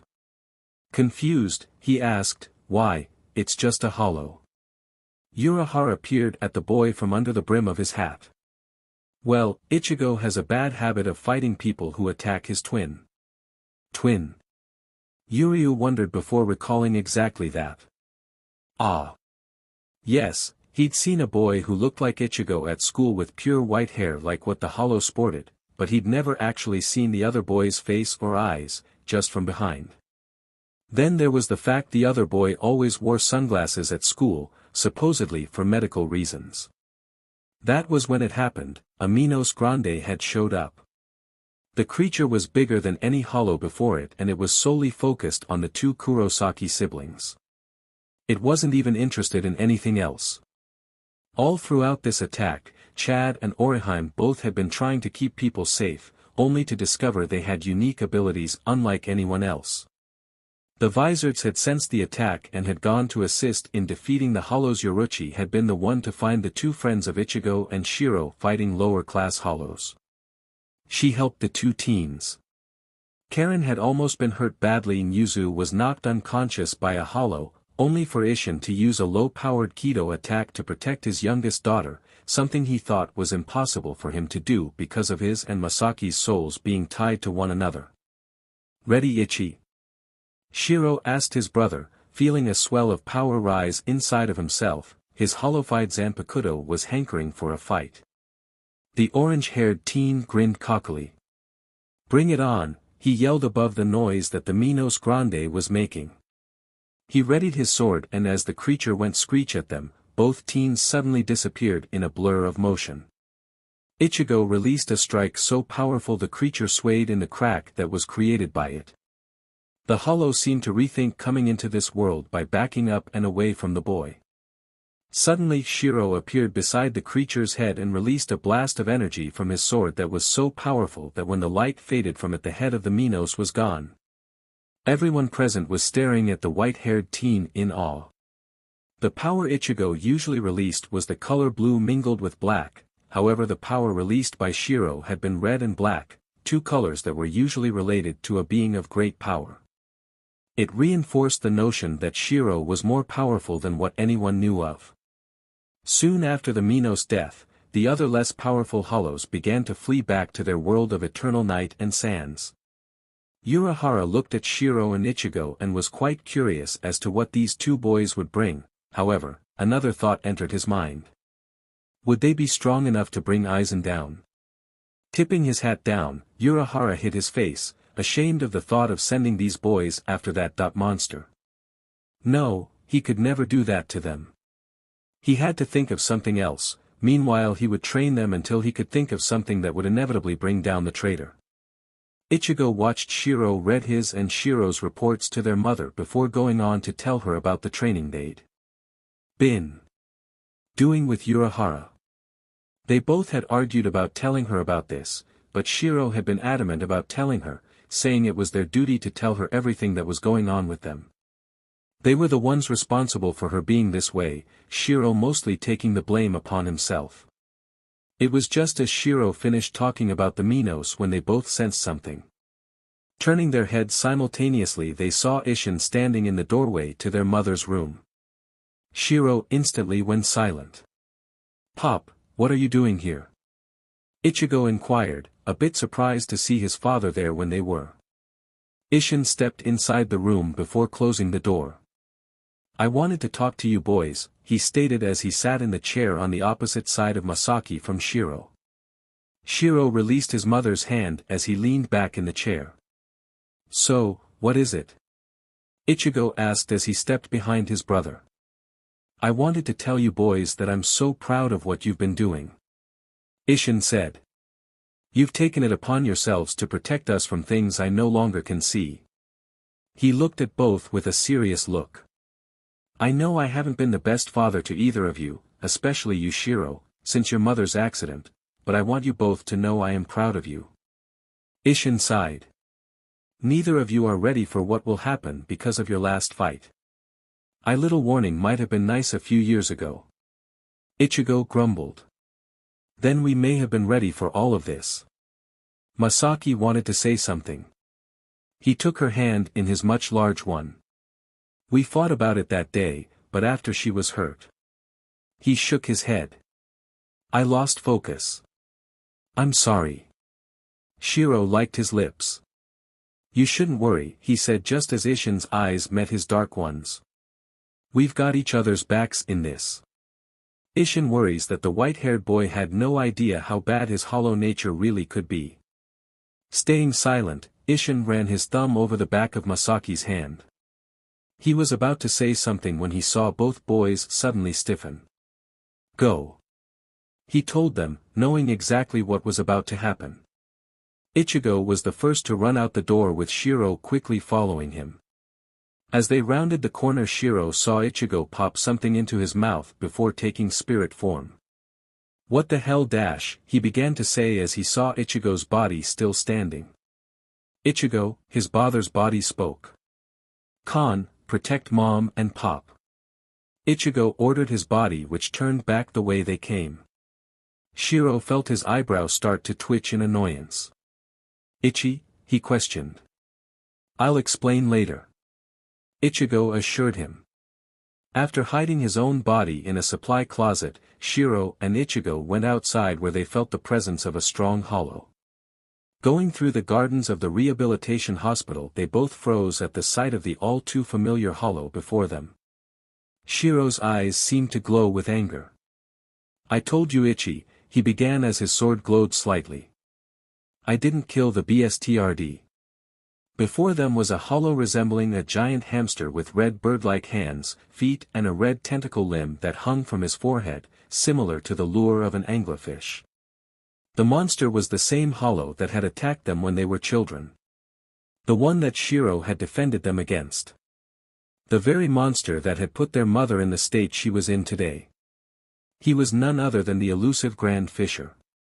Turning towards them, Grand Fisher didn't recognize them both at first, but he did recognize Shiro's power and screeched at having found the brat that had injured him years ago. "You," he screeched, his talons extending. The delicious mouth-watering Ryatsu teased the hollow. "For years you have evaded me, boy, but not today." Then, as if realizing they weren't alone, he took in Ichigo's form. "Not even this pathetic excuse for a Shinigami will be able to save you," he suddenly grinned. "But thank you for the nice appetizer." The bladed hook suddenly slashed at Ichigo, who narrowly escaped from being killed. The next strike, Ichigo brought his sword up to defend himself when he heard Shiro speak. Bringing up his own sword, Shiro spoke his Shirkai release. "Consume, Inen Wangetsu." Black fire erupted from the release of the sword. The heat was breathtaking, causing Ichigo to cough at the intensity of the heat alone. The green grass beneath his brother's feet turned brown before erupting into fire. With his black/gold eyes seeming to glow, Ichigo realized his brother truly looked the part of a demon at that moment. However, instead of being scared, Ichigo felt relieved at having his brother at his side. The sword itself had gone from looking like a normal katana to a giant sword closely resembling Ichigo's, only the coloring was opposite of his own sword, with a black, instead of white, ribbon wrapped around the sword handle. "Crash course, Ichi," Shiro began as he readied for the oncoming fight. "Once you know your sword's name, and say it out loud, your attacks will double in power." He grinned at his brother. "Let's see who deals the final blow to this bastard." Ichigo's eyes sparked with excitement at the prospect of a challenge. Bringing his sword up, he grinned a similar smile at his brother. "Deal." The two boys looked towards the hollow, who was just starting to get a grip on what kind of power his enemy had. Slashing at the teens with his hook, Grand Fisher brought up his angler with a young girl's face attached to it. The same Ichigo had seen as a child. This time he wouldn't be tricked. As Shiro defended Ichigo from the hook's blade, Ichigo cut the angler off from Grand Fisher's head. Blood sprayed on the ground and on Ichigo's body as the hollow screamed in pain. Spirits began to escape from the angler being destroyed. Now set off, Grand Fisher got more desperate in his attacks. Lashing out with talons and the blade, the hollow went full throttle and tried to take Ichigo out, only to have black flames thrown at him in the form of a black crescent of power from the side. Ichigo slid as the ground became slick with hollow blood, when suddenly the clouds above began to release rain down from above. Dark power swirled around Shiro as he gathered up his energy to release another attack. Ichigo saw this, but the hollow did not. To ensure his brother's attack was a success, he rushed forward to gain the hollow's attention. Grand Fisher was furious that these boys, these children, were outsmarting him at every turn. He, who had outsmarted Shinigami for hundreds of years, was being outwitted by a children. Standing upon shaking legs, the injured centuries-old hollow went to use his blades once more. The tentacles went rushing towards the oncoming Shinigami male when suddenly he heard the other's voice. Getsuga Tensho. The hollow screeched in both horror and pain as its body and all the souls it had devoured over the centuries suddenly were cleansed. Ichigo and Shiro looked at each other as a pillar of light engulfed the area as the souls that had been trapped within Grand Fissure were released. Lights flashed in the area as the souls released gave off their own energy as they escaped before vanishing. Okay, Ichigo began as Shiro stood next to him. Your sword is pretty awesome. Shiro grinned at him as the spirit of the sword grinned mischievously. You ain't seen nothin' yet. It thought. Inside Masaki's room Isshin saw the flash of light off in the distance. He knew it wasn't Ichigo that was in his son's body. Mod souls were illegal for a reason but that never had stopped Urahara from using them before. Suddenly he felt Masaki's hand twitch within his own. Turning his head towards her, he watched as the glassy look in her eyes changed. His own eyes widening as her eyes turned to him and spoke for the first time in 6 years. Isshin. 6 years ago. Masaki smiled as she watched Ichigo play in the puddles ahead of her. Beside her was her second son, Shiro. The tiny white-haired boy had become silent over the years. His dark eyes seemed so sad all the time. It made her worry about his future. He looked up at her causing his yellow umbrella to tip back. Smiling softly she gave his tiny hand a slight reassuring squeeze before looking away towards Ichigo whose hat had fallen off his head in his play. Laughing lightly as she shook her head at his silliness she and Shiro approached her firstborn son.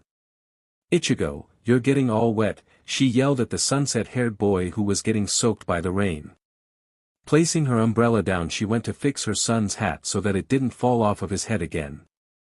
Ichigo is always so prone to getting sick. She thought bemused at her son's antics when suddenly she no longer felt the rain on her skin. Looking over she was that Shiro had picked up her umbrella and was holding it over her head. Thank you Shiro, honey, she told him as she took her umbrella back from him. Ichigo honey, please walk on this side. She pointed to her right side. She watched as that adorable frown appeared on her son's face. But mama, if I do that I can't protect you properly. Ichigo told her. If I walk on this side, I can. Oh. He's just so cute. She squealed inwardly. Oh Ichigo, she chuckled lightly. I should cook their favorite dinner tonight. She began to think about the ingredients and if she had them stocked in their pantry when she felt Ichigo release her hand. What's that girl doing? She heard him ask as a feeling of dread filling her stomach. Looking towards where her son was staring she saw nothing there, as always. What girl? She asked. Then a miracle happened, her baby boy spoke. No. It was a single word, but still a word. Masaki covered her lips as a gasp left them. She was so shocked that Shiro had spoken that she hadn't quite realized the danger they were in. But Ichigo began to protest. Shiro nodded towards the girl. Wait. He told his brother. She didn't see it, but knew when it happened. As her eyes looked upon the water it suddenly seemed to explode upwards dozens of feet into the air. One word registered to her mind in that moment. Hollow. Fear gripped her heart as she grabbed up both boys under her arms and ran. Though she couldn't see it, a monster known to the Shinigami as Grand Fissure was high on her tail and closing in on her with every beat of her heart. Suddenly her feet seemed to trip on air. Masaki went down with both boys in her arms. Mom! Ichigo's scared voice cried out. Masaki grasped both of her boys tightly to her when Shiro somehow wiggled out of her grasp and threw his umbrella at the indivisible creature. He suddenly turned towards her, his golden/black eyes seeming to flow at her. Get up Mom! Shiro yelled. Grabbing him and pulling him back into her arms, Masaki found herself too frightened to move. She'd always known that it would happen one day. That they might come across a hollow and that she'd have no way of protecting her children from the monster. A deafening sound pierced the air, suddenly causing her to cry out as she covered her ears. Masaki's screams echoed in the air as something hard and heavy landed on her lower back. Suddenly darkness filled her. Masaki felt as if something was pulling her away from her children. No. She thought as she began to fight against that feeling. That was when she felt a horrible pain. It was as if something was tearing her very soul apart. Screaming, she pulled away from that feeling, and then nothing. She heard nothing. Felt nothing. Saw nothing. For the longest time it felt like she was just floating on air. Then a small voice filled her mind. "I'm sorry, Mama. Please come back. I'll be a good boy." The sound was familiar. It took her a moment to realize that the voice belonged to Shiro. Her baby was crying. He was crying for her to come back to him. Then she felt heat spreading from her chest throughout her body. Her eyes opened. It was dark and everything was blurry. She tried to speak, but nothing seemed to work. She couldn't move either. Panic began to set in. Something was wrong. Then there were doctors everywhere, and Isshin, her wonderful, loving husband, was there. The doctors were saying something about her being trapped inside her body. Yes. That's what it felt like. She was trapped and couldn't speak of, move, or eat on her own. She had no way of letting people know she was still here. She was alive. A tear ran down her cheek when she saw Shiro come in with Ichigo one day. Her white-haired boy was back to being silent. He also had a black eye. Ichigo explained to her that the kids at school were saying had things about how she was brain dead and that Shiro got into a fight with bullies about it. The two boys settled in for a few hours before leaving. They came every week, sometimes bringing Karen and Yuzu. For years she silently watched her babies grow up from a hospital bed or in a wheelchair at the new facility that Isshin had moved her into. The nurses were nice and took diligent care of her. The older ones would talk about their children and grandchildren to her, worried about their future. The younger ones complained a lot about boyfriends, though a few did tell her about being engaged over the years. She also watched Isshin's grow old. His eyes were always so sad. She knew he was putting on a brave face for their children. He always talked about them to her, except for Shiro. He rarely spoke about him, and when he did it was always that boy. This worried her. For the longest time she didn't see Shiro after his 12th birthday. Ichigo came by every week like clockwork, but no Shiro. She was introduced by Ichigo to his new friend Chad, who was told the story about how Shiro saved her and Ichigo from the monster that day. The way her eldest son spoke made Masaki realize that Ichigo had a bit of a hero complex with Shiro. She laughed inwardly, thinking how odd that the eldest would look up to his younger brother like Ichigo did with Shiro. It wasn't until Shiro was 13 when he reappeared. Masaki barely recognized him. As soon as he took off his sunglasses she saw that he had another bruise on his face from a fight. Worry filled her. "Don't sorry, Mom," Shiro stated with a small smile. "I took this for Ichi." He pointed at the bruise before sitting down in front of her wheelchair. He explained in a quiet voice that he had been seeing a counselor over the last year. That he needed an emotional break from having to see her. Taking her hand in his, he began to ask her forgiveness. That he knew about the hollow that had attacked her before he'd been born. That he knew he looked like said hollow. He just wanted to reassure her that no hollow would hurt their family ever again. The gold in his eyes glowed when he said this. She truly believed him too. After this, Shiro came twice a week to read her favorite books to her or to bring something that Yuzu had made her. When Ichigo had gained his powers, Shiro told her about it. He would grin with pride and tell her that it was nice to have a partner now. "Don't sorry though," he reassured her. "I won't let no hollow bstrd hurt Ichi." He promised and left soon after. Moments later Isshin showed up and began telling her about the week at the clinic and about the children, including Shiro this time. Now in the present Masaki heard Isshin's words to their sons. She wanted to cry so badly. When she saw Ichigo return, she wanted to frown because though that was her son, the look in his eyes were not Ichigo's. Something didn't make sense here. Then suddenly heat filled her entire being. She felt like she could breathe again. Memories appeared in her mind of things she could never have seen as she'd been stuck in bin for years. She saw herself being used to lure in innocent souls to their deaths. She began to cry and brought her hand up to her mouth before gasping out a single word as the emotional overload took its toll on her. Isshin. And suddenly she had her husband's arms around her, his scent filling her nose and his own tears falling upon her head. Both Ichigo and Shiro stood side by side as the rain began to subside. The monster who had hurt their mother and taken her away from them was gone. They had defeated him together and brought justice to all the souls he had devoured. Out of his peripheral vision Shiro saw Ichigo's animated body come running towards them. Ichigo, he yelled with an ecstatic tone. Kon.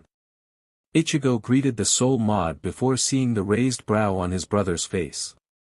Right. Getabushi gave Rukia a mod soul so my body didn't just lay around while I'm in soul form. Kon is a slightly modified soul mod, as he's made from an actual soul. Ichigo shrugged. He's technically illegal by Soul Society standards, but I couldn't let Urahara take him back and destroy him. Shiro looked at the breathing soul mod that was slumped over. When Kon looked back up, her have to say Shiro was the scariest thing next to a hollow that he had the unfortunate luck to meet. Black/gold eyes that looked like they could see straight into his semi-perverted mind. It was unnerving. What is it, Kon? Ichigo's voice saved Kon from doing something embarrassing, like possibly psing himself. Right, he stated as he remembered why he had come outside yelling like an idiot. It's your mom. Both young men looked at each other before rushing off. Ichigo knocking Kon's soul mod ball out of his body before stepping back inside it as Shiro Flash stepped back into the medical facility and stepping back into his body. Rushing down the hall, Shiro grasped the wood on the side of the doorway. His eyes shook with emotion as he saw his mother, awake and cognitive once more. He felt Ichigo bump into him from behind causing both young men to almost fall over in Ichigo's haste to get there. Mom. Both young men spoke in unison. Masaki felt more tears run down her cheeks as she turned her head towards the voices. Suddenly she had her arms full with two young teenage boys. One on each side grasping her, and hugging the daylights out of her. It felt good though. To feel them eye her arms once more, it was more than she ever dreamed she'd ever be able to do again. When Ichigo's eyes opened she not only saw moisture in them, she saw emotions she recognized as his own. Whatever she had seen earlier, she definitely was going to ask about, but much later. For now, she just wanted to hold her two boys. A few weeks after Masaki's sum up she was allowed to return home. Isshin had dismantled the shrine he had on the wall for her and replaced the posters with old family pictures. Ichigo and Shiro had moved the furniture around in the living area so she could have her bed downstairs. She was unable to climb stairs for a while, meaning the girls would still have to help in the cleaning. As the boys were getting the downstairs ready for their mother, Isshin got a cab to take him to the facility. Rukia stood in the kitchen watching Yuzu cook lunch with the help of Orihime. The other girl seemed to get all flustered by Shiro, which Shiro was starting to notice. Rukia thought it interesting, but stayed quiet about her own thoughts on this. As much as she hadn't trusted Shiro in the beginning of her stay, she now believed him to truly be unique soul. He once was a hollow, but he was now human with Shinigami powers. He was kind and a bit shy, but could also be loud and protective when provoked. Ichigo, on the other hand, had moments when he was brash, ill-tempered and quick to start a fight, but then there was the kind, gentle, loving side of him that was so protective of those around him. There were moments when Ichigo could make her so mad at something he had said or done. He is nowhere near ready to defend this town on his own. She thought before looking towards his pale doppelganger. But then, he doesn't have to. She finished her thought before looking at her friend Orihime, who was flushed from helping in cooking. He has his friends and younger brother to help him. Looking down at her hand, she tried to flare her Ryatsu. Ever since that night my powers have been getting weaker. Bringing her hand up to her face, she continued to think. This body will not last forever. I will have to return home soon. Suddenly her phone beeped. Pulling it out, she didn't even realize both boys had come into the room when it sounded. Well? Shiro's voice sounded, causing Rukia to jump slightly at it. Where is the hollow? She looked back at the device. Not a hollow, she told them as she continued to read the message. It's a message from my superior. She frowned at the message. It wasn't making any sense to her. Suddenly the phone was pulled from her hand. Looking up, she saw Shiro with it and reading its message. Hey! She went to grab it only to have him place his hand on her head to keep her at bay. At times she hated being as short as she was. According to this, you've been avoiding contact with this Captain Yukatake for the last 2 months. Gold/black eyes looked at her before continuing. It says here that you are being accused of going AWOL, and if you do not return to Soul Society by the 10th you will be brought in forcibly. He looked at Ichigo. Today is the 15th. Why did it take you so long to receive your orders? Ichigo asked with worry in his tone. Rukia shook her head. I don't know, she answered as Shiro handed the device back to her. I'm going to be in so much trouble as it is. Shiro scratched the back of his head. It's not like it's your fault that you ended up like this.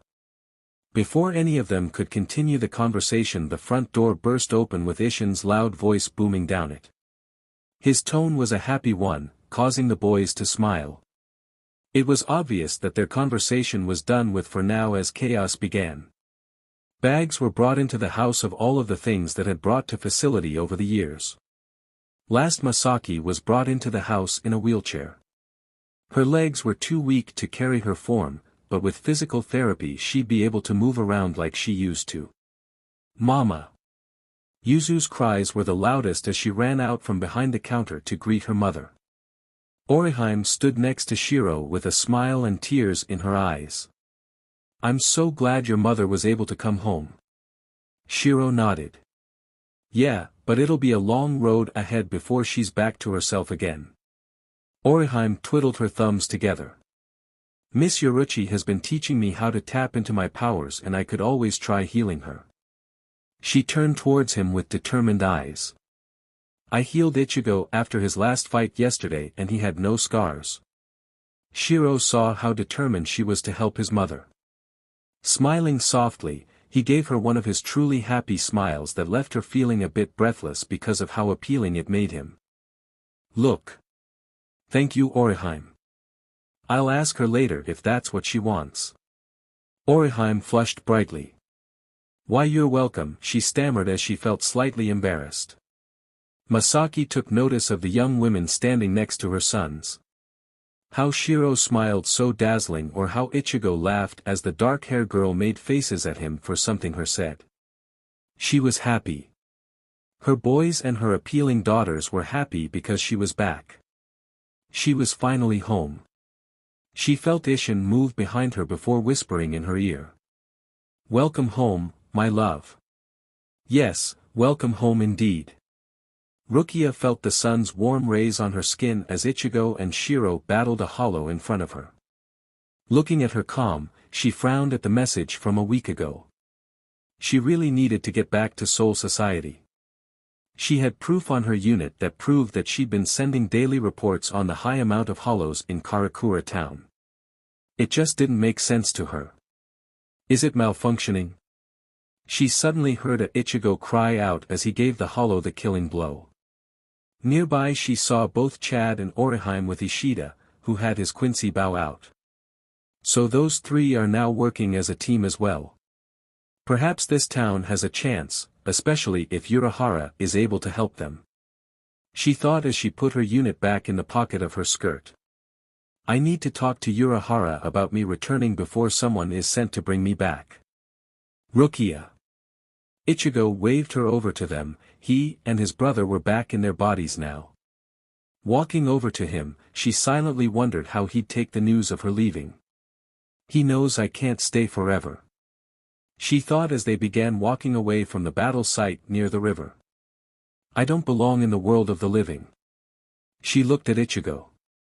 But I want to see how he grows into his power. Her comm began to beep again. Flipping it open, she saw a dozen hollows were near the shopping district. Why so many? Looking up at the two teens, she saw they'd already ejected out of their bodies. Shiro grinned at her as he lifted his sword upon his shoulder. Where to? He inquired. He's always so confident. She thought as she spoke. The downtown shopping center. Ichigo looked at Kon, who was in his body. Call the others, Kon, he yelled before flash stepping away. Idiot. Rukia yelled at him as he'd forgotten her. Suddenly Shiro's arm wrapped around her waist. Hang on, princess, he yelled gleefully as he gave chase after his brother. That night Rukia laid in the closet bed that she'd made as her own over the last few months. As she laid there she went over the pros and cons of staying any longer. Without me around, those two idiots might get themselves killed. Then again, if I stay, squad 2 might come for me, eventually. She sighed heavily in despair. If I stay I could learn more about Shiro and his strange sword. Then again, Central might learn about him and try to execute him. Rukia felt like she needed to pull her hair out. Making a decision, she sat up in bed. I need to leave now. Packing a bag quickly, Rukia snuck out of Ichigo's closet and out of the house quietly. Never realizing both boys had heard her. Making this decision on a rash impulse, Rukia made her way towards Urahara's shoten, believing he was the only one who could get her home before one of the squads was sent to retrieve her forcefully. Turning down an alley, she found herself face to face with the two people she never thought would be sent for her. Brother, she whispered softly. Before her stood a man with dark hair, gray eyes who held an air about him of superiority. Next to him was his companion, whose hair was as red as fire and had black tiger-like tattoos all over his body. Both men held themselves in a way that only the truly powerful did. Lieutenant Kichiki, you are accused of abandoning your station and giving your powers to another, her brother spoke, sounding slightly upset but trying to keep his emotions from interfering with his duty. Captain Kichiki, these charges are inaccurate, she stated. While in the world of the living I sustained an injury and was unable to return to Soul Society. She held up her communication device. I have sent daily reports on what has been happening here, including why my powers have disappeared. She watched her brother nod to her former best friend, who walked up to her and grasped the device from her hands. He immediately began going through its files. Sir, he began with alarm. She's telling the truth. Just beyond Rukia the two brothers watched. When the redhead took Rukia's device, Ichigo, for some reason, though she was going to need backup. Shiro saw this, and before his brother could react, Shiro had grasped his wrist and placed a hand over Ichigo's mouth before slamming him up against the wall. Calm down, Ichi, he hissed at his brother. She's got this. Ichigo growled at his brother. For all you know, that's her superior you were about to yell at. Shiro continued in a hushed tone. Besides, from what I can tell, pretty boy is strong. He thought but didn't voice it. That guy was above Ichigo's strength. Are you calm? He asked Ichigo, who just glared at him before giving a nod. Releasing his brother, Shiro went back to watching them, with Ichigo seeming to pout against the wall. They're not hurting her? He asked, concern lacing his voice. Nah, they're just talking. Shiro stated when he saw a huge gateway suddenly appear behind them. She's going with M. He suddenly felt Ichigo against his back. As he watched her disappear into the light, he wondered why she hadn't said goodbye. Once the light had vanished and the doorway closed, Ichigo spoke, sounding a bit sad. She's gone. Shiro sighed. She went back to where she belonged. Ichi. He placed a hand on his brother's shoulder. You knew she would leave someday. Ichigo stuffed his hands into his pockets. Yeah. I know. Doesn't mean I like it. He thought as suddenly the clouds above opened up above them. I hate the rain. Shiro grumbled as they began to get wet. It wasn't long after the rain had begun to fall that the boys suddenly felt as if someone was watching them. Turning around they saw Urahara walking towards them with an umbrella in hand. Looking at the soaked teens, the shopkeeper understood the sadness that was coming from them. It would seem Miss Kuchiki has left. He turned to leave but looked towards the twins first. Come, there are some things we must discuss. Ichigo and Shiro sat in their homeroom class. The teacher's voice echoed in the background, but was on mute for both boys. After watching Rukia leave, they had followed Urahara to his shoten where he revealed some things to them. After listening to him, the two brothers had gone home. Neither had slept very good. Urahara looked at the two boys from under his hat. Basically those two had taken Rukia, were supposed to arrest her. He paused to save his paper can in front of his face. However, now that they knew Rukia was set up, things are going to get complicated very quickly. He took a deep breath, as if what he was going to say would change things. You see, there is a traitor in Soul Society, but because he is very cunning in a MSTR at manipulation, none have caught on, and those who have had their reputation dragged through the mud, and they made out to be the villain.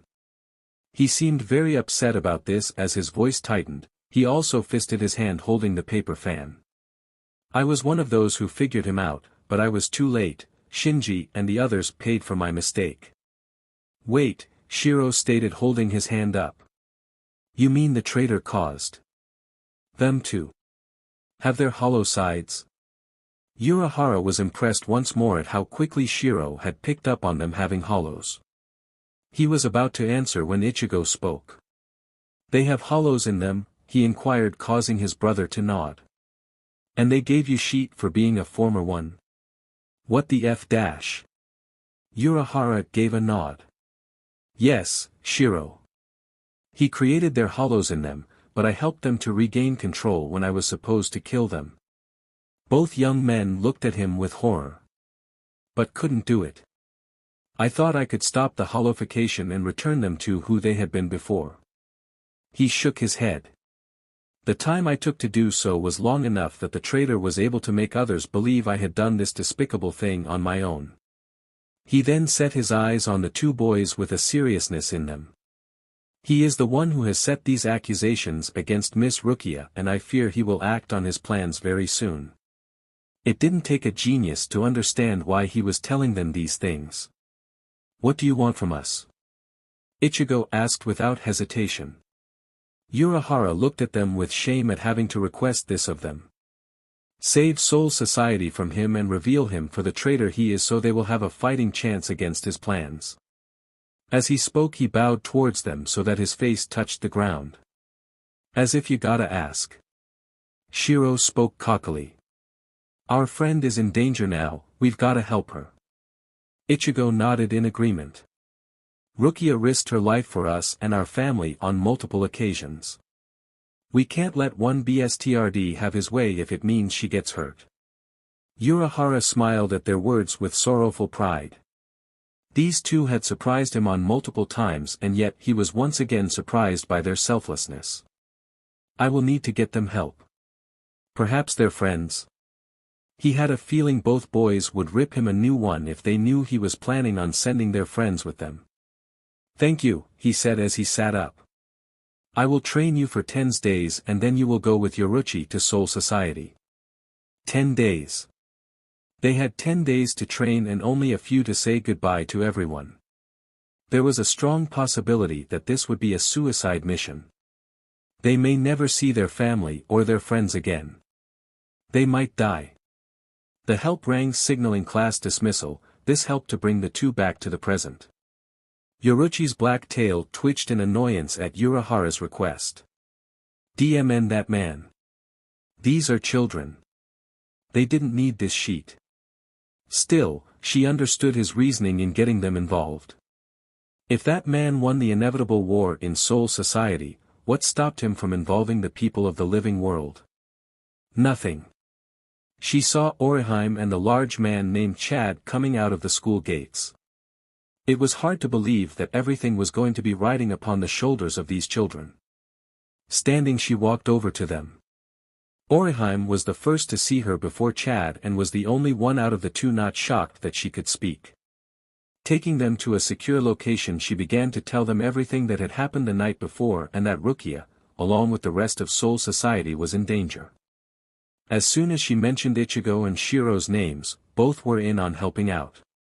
Within the Siriidii, where the 13 court guards and their divisions were, Rukia Kuchiki stood nervously beside her captain.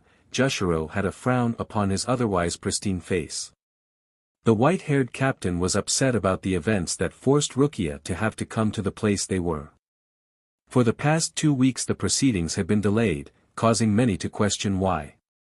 Ahead of Duo was her brother, Byakuya Kuchiki, who was finally able to give the report as to how and where they had found Rukia, along with the evidence of her innocence. Captain Kuratsuchi looked to Iching at being able to bring forth some evidence as well. As soon as the noble BRTHED captain was finished, he stepped back into his place. Kuratsuchi spoke. Upon examining the malfunctioning device, I found that Miss Kuchiki really had been sending daily reports. Unfortunately, because it had errors within its code, the reports weren't coming through. His gleaming yellow teeth showed as he smiled. However, what was interesting wasn't the device but the jigai that was being used by Lieutenant Kuchiki. It wasn't one that I made. It's highly advanced with properties that could only be made by one person, Keisuke Urahara. Gasps filled the room by those in the head captain's chambers. Rukia's eyes widened. She had wondered what they had done with the jigai she'd been given. The excited and confused voices began overlapping in the room, causing too much commotion.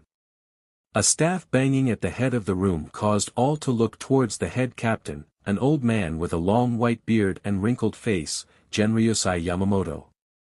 Keisuke Urahara is one of the most wanted criminals of Soul Society. Yamamoto's voice, though old, held strength within it. Lieutenant Kuchiki, you will tell us where this man is. If you do not comply, actions will be taken against you. All eyes turned towards the small young woman standing next to her kind and gentle captain. Determination filled Rukia. Her time with Ichigo and Shiro had changed her view on many things, Urahara included. There was only one answer for the demand of the head captain, and nobody was going to like it. Opening her mouth to answer only for the alarms to suddenly begin going off as intruders began invading the Siriidii. Shiro felt his left eyebrow twitch in annoyance as the Quincy explained why he was coming. It had nothing to do with Rukia but his own arrogance in wanting to have revenge for his grandfather's death that could have been prevented by Soul Society. Whatever. He thought as he turned his head away from the other team. If he goes, he dies. I don't care. Liar. He heard his Zanpakuto spirit mutter nonchalantly. I don't care. He told the hollow spirit, who gave him a look that told the team the spirit didn't believe him. Ichigo on the other hand seemed genuinely upset that his friends wanted to go on this dangerous mission. You guys do understand that there's a madman in Soul Society and Rukia is in the crosshairs of his plans. Orihime stepped forward. We do, and we wish to help. She touched the hairpieces on her head. Rukia helped when my brother tried to hurt me. She looked between the brothers. You both protected me, so let me protect you this time. Ichigo. Chad spoke. You and I made a promise. So let me keep it. Ichigo's shoulders dropped slightly in defeat. Shiro chuckled before punching his brother's arm. Looks like we have no choice, he grinned. Sides, what's the worst that can happen? Sides, death, dismemberment, or torture. Ichigo glared at his brother. Meanwhile all three humans started to look a bit nervous. They apparently had not thought about all that happening to them. Somebody cleared their throat, causing the group of teens to turn towards Urahara. "Now if I may," he began as he explained the precipice world and the cleaner. This was when Yoruchi jumped out of nowhere to the center of attention. "I'll be the one who will be taking you through to Soul Society," she told the group. "I thought Urahara would be Orihime began only to be interrupted by the feline. "He has other things to do," Yoruchi stated quickly, not wanting to drag a whole story out into why Urahara couldn't go. She was also sparing his feeling on this subject. Her friend appreciated it. With that said, with the help from Tessai, Urahara managed to create a gate into the precipice world for them to pass into. With one last word of advice, the group took off into the unknown, never looking back nor seeing the look of worry pass over Urahara before the gate closed on them. Upon coming to Soul Society, the group found it to be a lot different than the world of the living. For one, it seemed everyone was still living in the Edo era, and another, electricity seemed to be non-existent. This time it was Shiro who seemed to be glum. He didn't like this, not at all. "Well, lucky us." Yoruchi's voice caught everyone's attention. "We seem to have appeared long before any trouble." "How do you know?" Ichigo inquired, still taking in the sights of everything. "While you were all getting back on your feet, I gathered some information," she answered with a smirk. "Rukia only arrived a day ago. This gives us some time to get in some more training, and I know the perfect person for this." Ichigo looked at her blankly. "More training?" he asked, not sounding too thrilled. "I can't imagine who she has lined up for that." Shiro thought ruefully as he began to follow the black cat with Ichigo down several alleyways. They eventually came to an old-looking house where Yoruchi greeted the owner. The two brothers gave each other confused looks before finding a place to sit down and rest at. The old man looked at the two boys but didn't comment on them. "What brings you here, Yoruchi?" "I'm looking for Kakaku Shiba," she answered. "I know her brother visits often." "Oh yes, he does," the old man sounded annoyed. "He should be here at any moment. I hear he's quite the character." Yoruchi grinned at the annoyed look her old informant held on his face. "He's no Kaian, that's for certain." The old man stood up and walked over to the two boys. "You two look familiar." "Not possible." Ichigo muttered. "This is our first time here." Shiro turned his eyes upon the old man and grinned. "Sorry, we're from out of town." The old man touched his chin and looked at the two very closely. "If I didn't know better, I'd say you were Kaian Shiba's children. You both look just like him, except," he looked Shiro over once more. "He didn't have those eyes. However, I know for a fact that he and Miyako didn't have any children." He walked back over to the fire pit and stirred the pot bubbling over the blazing fire.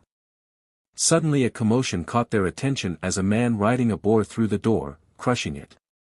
Inside, the two boys went for their weapons only to pause at the sight of the large pig at the entrance. Outside, their friends came running towards the building because of the noise, however upon seeing the sight before them they all froze in place. "A pig?" Yuryu wondered in amazement. "A pig broke the door down." Ichigo stood suddenly as a man got off of the floor after having been thrown off. "Ah, it seems I've gotten thrown off of my pig again." The man turned around and looked at the older man. "Yo, long time no see, old man," he greeted the man as his hand inched down to his blade on his hip. The man wore a durag upon his head, a green scarf around his neck with a sleeveless green Haori vest jacket that had odd symbols upon it.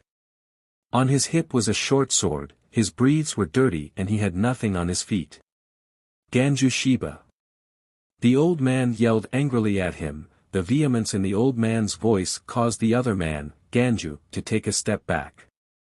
"What are you doing knocking my door down? Go back home, you idiot." Ganju was about to say something when he took notice of Ichigo standing nearby. "What dash?" He narrowed his eyes.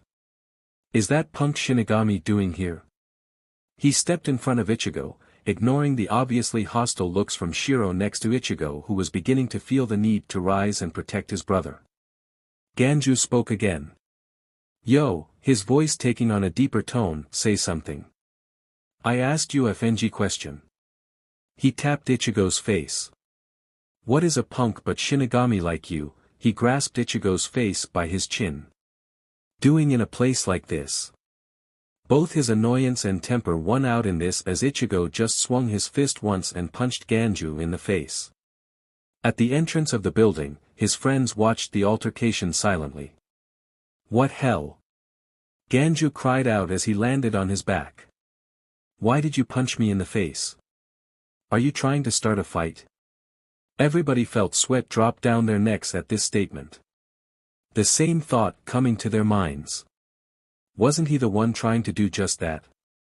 That's my line, you pig riding BSTRD. Suddenly barging in here like an idiot.